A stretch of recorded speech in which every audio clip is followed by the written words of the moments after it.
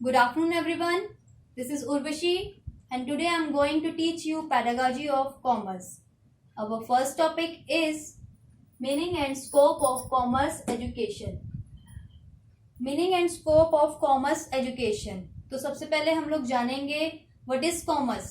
Commerce means exchange of goods and services, especially on a large scale. धन प्राप्ति के उद्देश्य से वस्तुओं का क्रय विक्रय करना ही कॉमर्स है. उसके बाद आते हैं हम लोग कॉमर्स एजुकेशन पे. कॉमर्स एजुकेशन में क्या आ जाता है? All the activities concern with business are come under commerce education.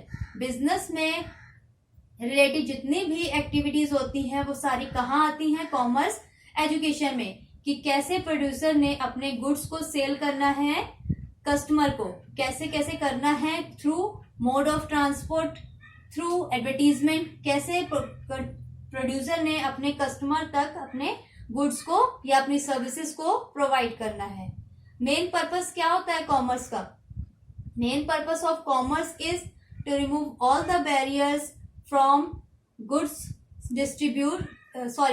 to remove all the barriers in good distribution process. Goods को डिस्ट्रीब्यूट करने की प्रोसेस में जितने भी हर्डल्स आते हैं, जितनी भी रुकावटें आती हैं, बैरियर्स होते हैं, उनको रिमूव करना मेन पर्पस होता है कॉमर्स का. Commerce education has been changing according to society, nation and world's economic activity and situation. Commerce education जो होती है चेंज होती रहती है सोसाइटी, नेशन एंड वर्ल्ड की इकोनॉमिक एक्टिविटीज और सिचुएशंस के अकॉर्डिंग कॉमर्स एजुकेशन जो होती है हमारी चेंज होती रहती है. उसके बाद आते हैं हम लोग स्कोप पे. स्कोप क्या होता है कॉमर्स का, कॉमर्स एजुकेशन का? हम लोग करते हैं ना, 12th में पढ़ते हैं. स्कोप में क्या आता है? Students have acquired knowledge of commerce tries to solve various problem. अगर कॉमर्स हम लोग पढ़ते हैं सारे, उसमें हमें क्या क्या चीजें आ जाती हैं? प्रॉब्लम सॉल्व करना आ जाता है. जैसे आपके प्रैक्टिकल क्वेश्चंस होते हैं, हम प्रॉब्लम्स होती हैं, प्रैक्टिकली जो हम क्वेश्चंस करते हैं वो हमारे सॉल्व करने आते हैं. हमें कैसे कैसे क्या क्या स्टेप हमने लेने हैं.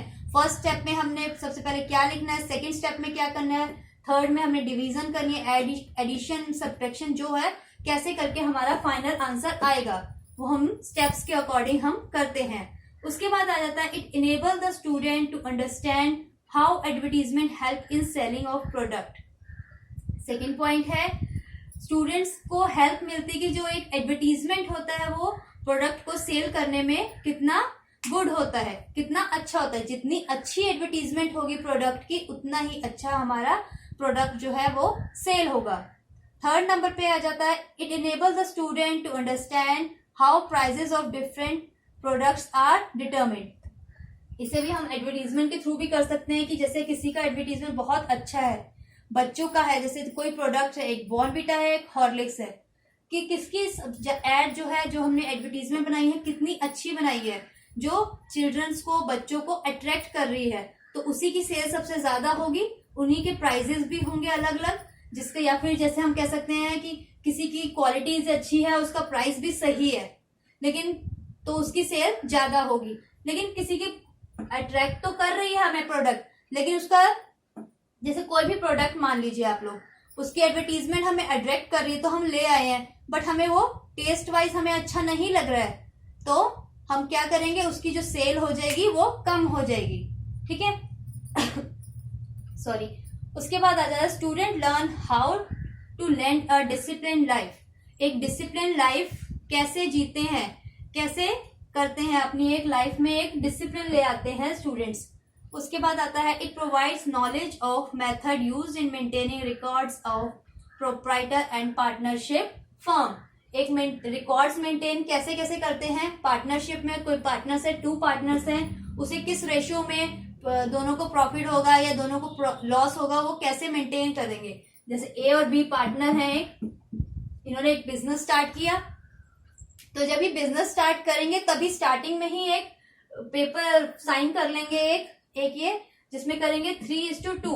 मान लो कि 3% मेरा होगा और 2% सिर्फ तेरा होगा.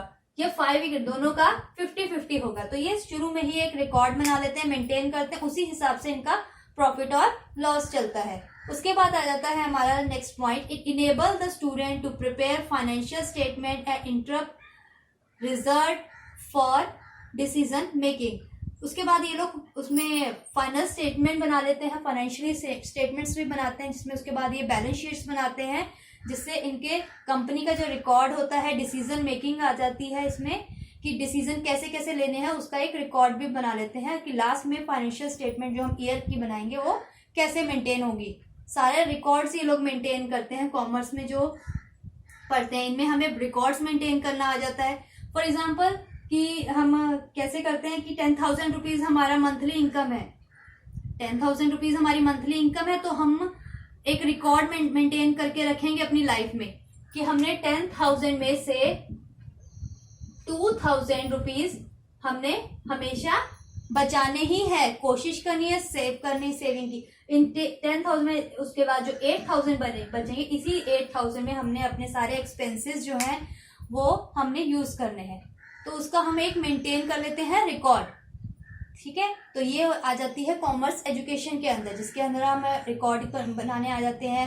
हम बहुत सारे रिकॉर्ड और मेंटेन कर सकते हैं अपनी लाइफ में, जितने भी हैं पर्टिकुलर क्या क्या चीजें आती है। उसके बाद आ जाता है nature of commerce. Nature of commerce में सबसे पहले आ जाता है commerce is a social activity.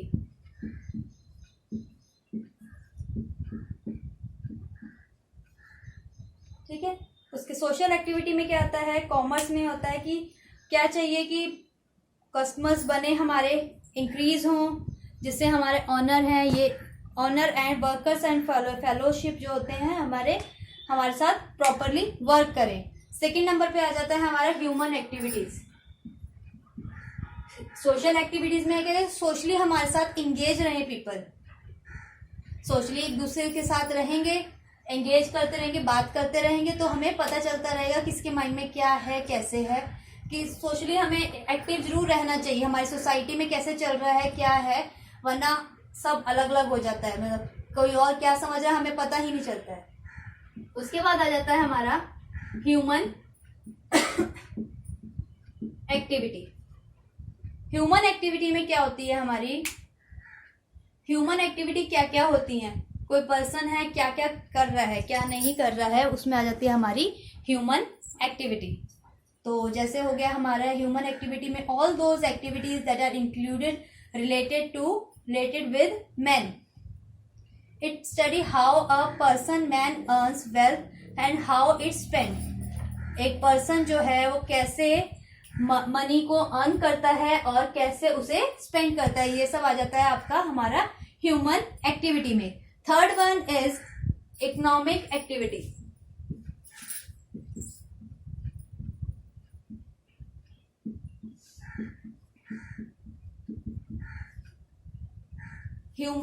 Economic activity में आ जाती है हमारी विच how a person engage himself with others. कैसे कोई पर्सन एंगेज रहता है मनी को अर्न करने के लिए और उसे आगे यूटिलाइज करने के लिए। कैसे कोई पर्सन मनी को कैसे अर्न करता है इकोनॉमिकली, कैसे उसका बैकग्राउंड है कह सकते हैं, या जैसे भी वो जॉब कर रहा है कैसे वो कर रहा है जिससे वो मनी सेव कर सके, उसके बाद उसको इकोनॉमिक कंडीशन उसकी कैसे भी हो वो उसको यूटिलाइज कर सके। उसके बाद fourth one is commerce as a system. Commerce as a system, इसमें हम लोग क्या पढ़ेंगे, commerce it has been created to satisfy human wants